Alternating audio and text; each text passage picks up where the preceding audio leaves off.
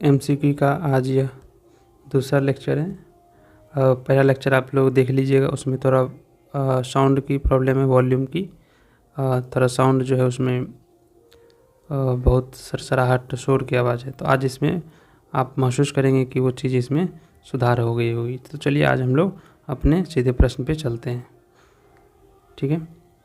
तो आप लोग जब एनसीईआरटी को रीड कर लेंगे तो चीज़ें आपको यहाँ पे आसान हो जाएगी आंसर को करना। तो आप प्रत्येक दिन आप 1 या 2 पेज पढ़िए एनसीईआरटी को और यहाँ पे सवाल को सॉल्व कीजिए, ठीक है। तो चलते हैं अपने आज पहले सवाल पे। तो अंग्रेजी में बीसी का हिंदी अर्थ ईसा पूर्व होता है, तो इसका पूर्ण रूप क्या है? तो बिफोर क्राइस्ट होता है। व्याख्या देखिए, बिफोर क्राइस्ट अंग्रेजी में बीसी, हिंदी में ईसा पूर्व का तात्पर्य बिफोर क्राइस्ट होता है। एडी की जगह किस शब्द का प्रयोग हो रहा है आजकल?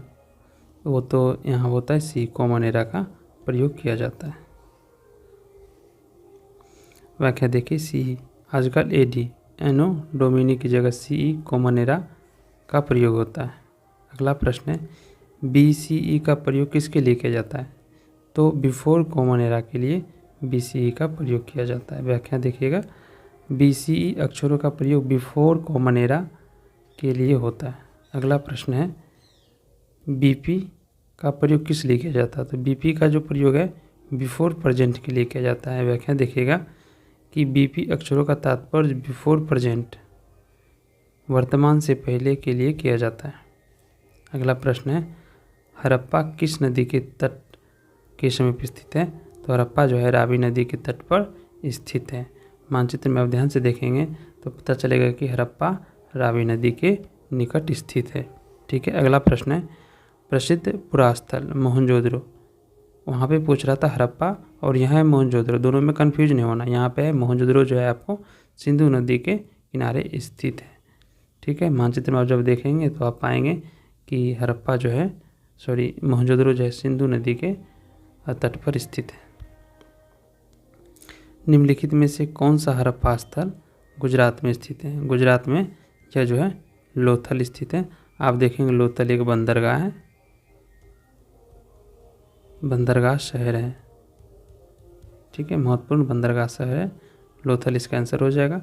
मानचित्र के अनुसार लोथल रंगपुर गुजरात खंभात की खाड़ी में स्थित है। तो आप तो लोथल तो पता ही है और साथ साथ रंगपुर जो दोनों है कहाँ है? गुजरात खंभात खाड़ी के पास स्थित है।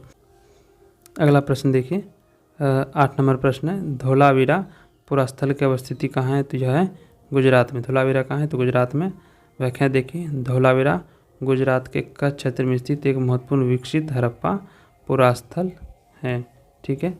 अगला प्रश्न है, विकसित हड़प्पा से पहले इस क्षेत्र में जो संस्कृतियाँ थी उनकी मुख्य विशेषता क्या थी? तो उसकी विशेषता थी कि विशिष्ट मृदवान शैली वहाँ निर्माण होता था, ठीक है। व्याख्या देखिए, जो संस्कृतियाँ थी विकसित हड़प्पा से पहले जो संस्कृतियाँ थी यहाँ पे, वहाँ पे जो है विशिष्ट मृदभांड की शैली से संबंधित थी, ठीक है। अगला प्रश्न है, आरंभिक हड़प्पा संस्कृतियों में किन गतिविधियों के साक्ष्य एविडेंस मिलते हैं?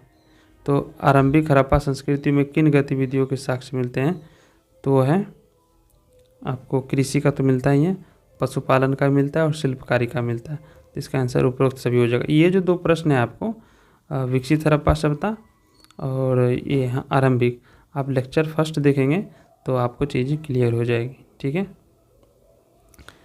तो इसका जो आंसर है उपरोक्त सभी होगा। यहाँ पर जो है कृषि के साक्ष्य और पशुपालन और शिल्पकारी सभी पाए जाते थे। आरंभिक हड़प्पा बस्तियों का आकार सामान्यतः कैसा होता था? तो वो बस्तियाँ प्रायः छोटी हुआ करती थी। आरंभिक हड़प्पा बस्तियाँ आमतौर पर छोटी होती थी और इनमें बड़े आकार की संरचनाएं लगभग 9 के बराबर होती थी, ठीक है। तो आरंभिक हड़प्पा और विकसित हड़प्पा सभ्यता के बीच क्रमभंग ब्रेक इन कंटिन्यूटी क्यों हुआ? उसका क्या संकेत है? तो बड़े पैमाने पर जलाए जाने के संकेत, हाँ बिल्कुल, और कुछ स्थलों का त्याग दिया जाना, एबंडनमेंट हो गया, और इसका अकाल पड़ना नहीं है। तो ए और बी दोनों होगा। क्या कह रहा है, आरंभिक हड़प्पा और विकसित हड़प्पा सभ्यता के बीच क्रम भंग का संकेत क्या है, तो बड़े पैमाने पर जलाए जाने का संकेत, और क्या होगा, कुछ स्थलों का त्याग दिया जाना। ये दोनों, इसका आंसर ए और बी दोनों हो जाएगा। तो कुछ स्थलों पर बड़े पैमाने पर जलाए जाने के संकेतों तथा कुछ स्थलों के त्याग दिए जाने से ऐसा प्रतीत होता है कि इनके बीच क्रम भंग था। हड़प्पा सभ्यता के निवासी अपने भोजन के लिए किन उत्पादों पर निर्भर थे, तो पेड़ पौधे से प्राप्त उत्पाद और जानवरों, मछली सहित पर हड़प्पावासी जो थे वह अपने उत्पादों पर निर्भर रहते थे। हड़प्पा निवासी कई प्रकार के पेड़ पौधे से प्राप्त उत्पाद और जानवरों, जिनमें मछली भी शामिल है, से प्राप्त भोजन करते थे। ठीक है। अगला प्रश्न है कि प्राचीन वनस्पति के अध्ययन करने वाले विशेषज्ञों को क्या कहा जाता है, तो कहा जाता है पूरा वनस्पति। ठीक है, आर्कियो बोटेनिस्ट्स। आप इस चीज़ को ध्यान देंगे कि सारे सवाल क्यों हैं, क्योंकि ये चीज़ आपको एनसीईआरटी में दिया है, इसीलिए आपको सवाल को फ्रेम किया गया, अन्यथा कोई आवश्यकता नहीं था। आप कहेंगे ये तो मुझे पता ही, ये तो साइंस की, नहीं, जो एनसीईआरटी में दिया हुआ उससे आपको पता होना चाहिए। ठीक है। व्याख्या देखिए, जले अनाज के दाने तथा बीजों की खोज से आहार संबंधी आदतों का अध्ययन पूरा वनस्पतिज्ञ करते हैं। ठीक है। सिंध और चोलिस्तान के तुलनात्मक आंकड़ों के अनुसार विकसित हड़प्पा बस्तियों की संख्या कहाँ अधिक थी, तो चोलिस्तान में थी। अब ये चोलिस्तान कहाँ है, तो उसके बारे में पता होना चाहिए, क्योंकि नया शब्द है। आपको जो एक ट्रेडिशनल क्लासेज होती है उसमें इस शब्द का उपयोग भी कहीं नहीं किया जाता, लेकिन एनसीईआरटी में किया गया है कि सिंध और चोलिस्तान के तुलनात्मक आंकड़ों के अनुसार विकसित हड़प्पा बस्तियों की संख्या कहाँ सबसे अधिक है, तो वह चोलिस्तान में। आगे का प्रश्न देखिए, तो 139 इसकी संख्या थी और सिंध में जबकि 65 थी, तो सबसे अधिक चोलिस्तान में क्या है, विकसित हड़प्पा बस्तियों की संख्या चोलिस्तान में 139 थी। आगे का प्रश्न देखिए, चोलिस्तान शब्द का प्रयोग किस क्षेत्र के लिए किया जाता है। आपके लिए ज़रूरी हो जाता है कि चोलिस्तान आप शब्द को पढ़े हैं, कोई एरिया है तो आपको उसके बारे में थोड़ा डिटेल जाएँ। तो चोलिस्तान शब्द का प्रयोग किस क्षेत्र के लिए किया जाता है, तो गुजरात का तटीय क्षेत्र नहीं, थार रेगिस्तान से लगे हुए पाकिस्तान का रेगिस्तानी क्षेत्र, तो ये आंसर इसका होगा। व्याख्या देखिएगा, चोलिस्तान थार रेगिस्तान से लगा हुआ पाकिस्तान का रेगिस्तानी क्षेत्र है। अब समझ में आ गया होगा। तो मृदभांड का अर्थ क्या है, तो मिट्टी के बर्तन है मृदभांड का अर्थ। ठीक है। प्राचीन सभ्यताओं में मिट्टी से बने बर्तनों को मृदभांड कहा जाता है, जो संस्कृति की पहचान का मुख्य आधार होते हैं। अगला प्रश्न है कालीबंगन, और इसको आप पढ़ेंगे किताबों में, तो काली चूड़ियों का शब्द का उपयोग किया जाता है की स्थिति कहाँ दर्शाएगी, तो कालीबंगन जो है राजस्थान में। ठीक है। कालीबंगन राजस्थान में घग्गर नदी के क्षेत्र में स्थित है। ध्यान रखें, कालीबंगन घग्गर नदी के क्षेत्र के बीच अवस्थित है। त्याग दिए गए आरंभिक हड़प्पा स्थल की संख्या चोलिस्तान में कितनी है, मतलब कि जो चोलिस्तान में जो 139 मिले थे आपको, उसमें से कितने को त्याग दिया गया, एबंडन कर दिया गया, तो वह 33 है। 33 है। चोलिस्तान में त्याग दिए गए आरंभिक हड़प्पा स्थल की संख्या 33 है। ठीक है। अगला प्रश्न, निर्वाह सब्सटेंस शब्द का सही अंग्रेजी क्या है, तो सर्वाइवल होता है, लाइवलीहुड होता है। ये भी कहीं अंग्रेजी क्या मतलब है यहाँ पे, तो आपको हर एक चीज़ को ध्यान रखना है, जिससे आप हर एक आपका डेवलपमेंट हो जाएगा हर एक एरिया में। तो निर्वाह सब्सटेंस शब्द का सही अंग्रेजी क्या होगा, तो सर्वाइवल और लाइवलीहुड होगा। ठीक है। निर्वाह का अर्थ जीवन जीने के लिए आवश्यक साधनों जैसे भोजन, आवास आदि की व्यवस्था करना निर्वाह का अर्थ। ठीक है।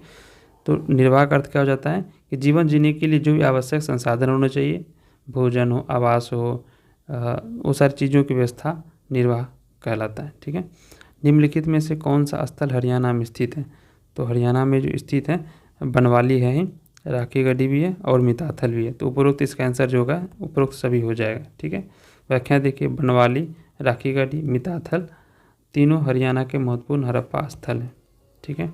अगला प्रश्न है, हड़प्पा सभ्यता के लोग किस प्रकार के अनाज से परिचित थे। ये कई बार सवाल पूछ रखा है स्टेट पीसीएस में या फिर एसएससी में, यूपीएससी में, सब जगह पे अनाज से संबंधित पूछा जा चुका था। गेहूं और जौ तो मिलता ही था, साथ ही साथ आप देखेंगे कि दाल भी वहाँ मिलता था, तिल भी मिलता था। तो इसका आंसर हो जाएगा उपरोक्त सभी हो जाएगा। ठीक है।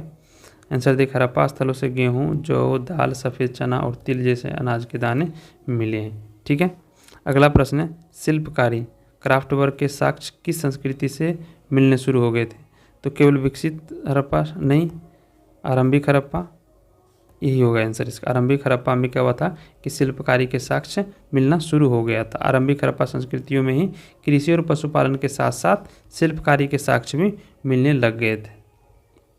अगला प्रश्न है कि कोटदीजी कहाँ स्थित है?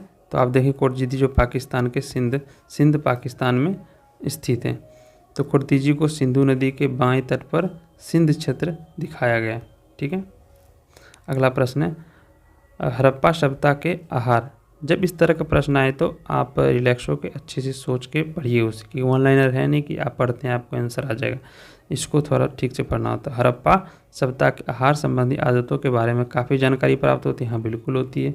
आहार संबंधी को किस तरह के भोजन करते थे, शाकाहारी थे, मांसाहारी थे, या फिर किस तरह का अनाज वो खाया करते थे, तो ये तो जानकारी प्राप्त होती है। ठीक है। अगला सेंटेंस है कि पूरा वनस्पतिज्ञों ने जले अनाज के दानों और बीजों का अध्ययन किया। तो सही बात है कि जो आर्कियो बोटनिस्ट होते थे वो जो है जले अनाजों और दानों का अध्ययन किया करते थे। ठीक है। तो यहाँ पे ए आर दोनों सही है और व्याख्या भी किया गया, तो आंसर इसका ही हो जाएगा। ठीक है। ए और आर दोनों सही है और आर सही व्याख्या है। ठीक है। जले दानों की खोज और विशेषज्ञों के अध्ययन के कारण ही आहार संबंधी आदतों की जानना संभव हो। अगला प्रश्न। अब कितने क्वेश्चन थे इसमें? टोटल 25 क्वेश्चन थे। तो आज कंप्लीट हो गया। अगर आप लोग को सेशन पसंद आया हो तो फॉलो कीजिए और चैनल को सब्सक्राइब कीजिए और लाइक तो कर दीजिएगा। ठीक है। मिलते हैं एक नेक्स्ट वीडियो में कल।